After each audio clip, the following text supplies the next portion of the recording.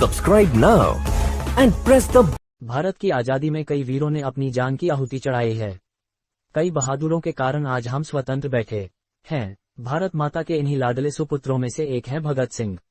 भगत सिंह को आज देश का बच्चा बच्चा जानता है। भगत सिंह का नाम सुनते ही हर किसी का सीना गर्व से चौड़ा हो जाता है। उनकी शहादत को देख हर किसी की आंखें नम हो जाती है। भगत सिंह को भारतीय राष्ट्रवादी आंदोलन के सबसे प्रभावशाली क्रांतिकारियों में से एक माना जाता है। वो कई क्रांतिकारी संगठनों के साथ मिले और उन्होंने भारतीय राष्ट्रीय आंदोलन में अपना बहुत बड़ा योगदान दिया था। मात्र 23 साल की आयु में हंसते हंसते फांसी के फंदे पर झूल जाने वाले भगत सिंह के विचार आज भी लोगों के जहन में जिंदा है। आइए जानते हैं शहीद भगत सिंह की शहादत और उनके जीवन से जुड़ी कुछ बातें। महान क्रांतिकारी भगत सिंह का जन्म 27 सितंबर 1907 को लायलपुर जिले के बनगा में हुआ था। ये हिस्सा आज पाकिस्तान में है।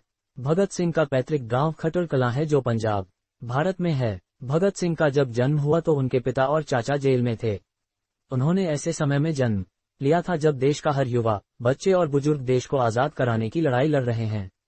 भगत सिंह एक सिख परिवार में जन्मे युवक थे। उनके पिता का नाम किशन सिंह और माता का नाम विद्यावती था। भगत सिंह का परिवार स्वतंत्रता संग्राम से सक्रिय रूप से जुड़ा हुआ था। उनके पिता किशन सिंह और चाचा अजित सिंह गदर पार्टी के सदस्य थे। गदर पार्टी की स्थापना ब्रिटिश शासन को भारत से निकालने के लिए अमेरिका में हुई थी। परिवार के क्रांतिकारी होने का प्रभाव भगत सिंह पर बचपन से ही पड़ गया था। उनकी नसों में देशभक्ति की भावना कूट कूट कर बचपन में ही भर गई थी, जिसके बाद रही सही कसर 1916 में लाहौर के डीएवी विद्यालय में पढ़ते समय लाला लाजपत राय और रास बिहारी बोस ने पूरी कर दी।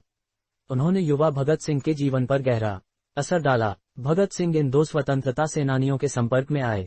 उस समय पंजाब में जलियांवाला बाग हत्याकांड को लेकर माहौल गर्म था। हत्याकांड के अगले ही दिन भगत सिंह जलियांवाला बाग गए और उस जगह से मिट्टी इकट्ठा कर उन्होंने इसे पूरी जिंदगी एक निशानी के रूप में रखा। यहीं से उन्होंने अंग्रेजों को भारत से निकाल फेंकने का संकल्प लिया। इसके बाद 1921 में जब महात्मा गांधी ने ब्रिटिश शासन के खिलाफ असहयोग आंदोलन का आह्वान किया तब भगत सिंह अपनी पढ़ाई छोड़ आंदोलन में सक्रिय हो गए।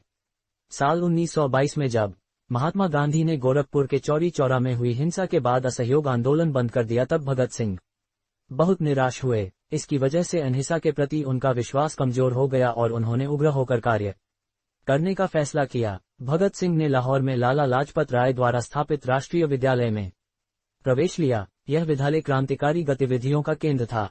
यहीं से वह भगवती चरण वर्मा, सुखदेव और दूसरे क्रांतिकारियों के संपर्क में आए। एक समय ऐसा भी था जब उनका परिवार उनका विवाह करवाना चाहता था। इसलिए विवाह से बचने के लिए भगत सिंह घर से भागकर कानपुर चले गए। यहाँ वह गणेश शंकर विद्यार्थी नामक क्रांतिकारी के संपर्क में आए और क्रांति का प्रथम पाठ सीखा। इसके बाद दादी को देखने लिए वो अपने घर आए और यहीं से क्रांतिकारी गतिविधियों में शामिल हो गए। भगत सिंह ने लाहौर में नौजवान भारत सभा नाम से एक क्रांतिकारी संगठन का निर्माण किया था। साल 1928 फरवरी में इंग्लैंड से साइमन कमीशन नाम का एक आयोग भारत दौरे पर आया। उसके भारत दौरे का मुख्य उद्देश्य था भारत के लोगों की स्वायत्तता और राजतंत्र में भागीदारी। पर इस आयोग में कोई भी भारतीय सदस्य नहीं था, जिसके कारण साइमन कमीशन का हर ओर विरोध किया गया। लाहौर में साइमन कमीशन के खिलाफ नारेबाजी करते समय लाला लाजपत राय पर क्रूरतापूर्व लाठीचार्ज किया गया, जिससे वह बुरी तरह से घायल हो गए और बाद में उन्होंने दम तोड़ दिया। भगत सिंह ने लाजपत राय की मौत का बदला लेने के लिए ब्रिटिश अधिकारी स्कॉट, जो उनकी मौत का जिम्मेदार था, को मारने का संकल्प लिया। उन्होंने गलती से सहायक अधीक्षक सॉन्डर्स को स्कॉट समझकर मार गिराया। मौत की सजा से बचने के लिए भगत सिंह को लाहौर छोड़ना पड़ा। ब्रिटिश सरकार ने भारतीयों को अधिकार छीनने के लिए दमनकारी नीतियों का प्रयोग किया। भगत सिंह ने अपनी इच्छा से केंद्रीय विधानसभा बम फेंकने की योजना बनाई थी। यहाँ पर एक अध्यादेश को पारित होने की बैठक लगाई जा रही थी। यह एक सावधानी पूर्वक रची गई साजिश थी, जिसका उद्देश्य किसी को मारना या चोट पहुंचाना नहीं था, बल्कि सरकार का ध्यान आकर्षित करना था। 8 अप्रैल 1929 को भगत सिंह और बटुकेश्वर दत्त ने केंद्रीय विधानसभा सत्र के दौरान विधानसभा भवन में बम फेंका। बम से किसी को भी नुकसान नहीं पहुंचा। उन्होंने घटनास्थल से भागने के बजाय जानबूझकर गिरफ्तारी दे दी। अपनी सुनवाई के दौरान भगत सिंह ने किसी भी बचाव पक्ष के वकील को नियुक्त करने से मना कर दिया। भगत सिंह ने खुद जेल स्वीकार की। जेल में उन्होंने जेल अधिकारियों द्वारा साथी राजनीतिक कैदियों पर हो रहे अमानवीय व्यवहार के विरोध में भूख हड़ताल की।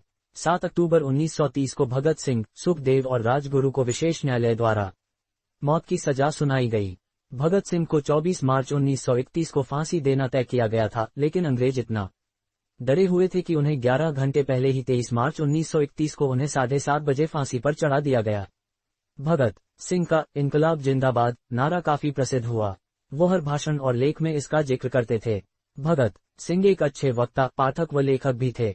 उन्होंने कई पत्र पत्रिकाओं के लिए लिखा व संपादन भी किया। उनकी मुख्य कृतियां हैं: एक शहीद की जेल नोटबुक संपादन, भूपेंद्र हुजा, सरदार भगत सिंह, पत्र और दस्तावेज संकलन, वीरेंद्र संधू, भगत सिंह के संपूर्ण दस्तावेज संपादक, चमन लाल इत्यादि शामिल है। भगत सिंह ने कभी भी अन्याय के आगे घुटने नहीं टेके। सर झुकाने से बेहतर उन्होंने सर कटाना समझा। शहीद भगत सिंह आज लाखों लोगों के लिए प्रेरणा स्रोत इंस्पिरेशनल है। उनका संपूर्ण जीवन प्रेरित, मोटिवेट करने वाला है। भारत माँ के इस सुपुत्र को शत शत नमन।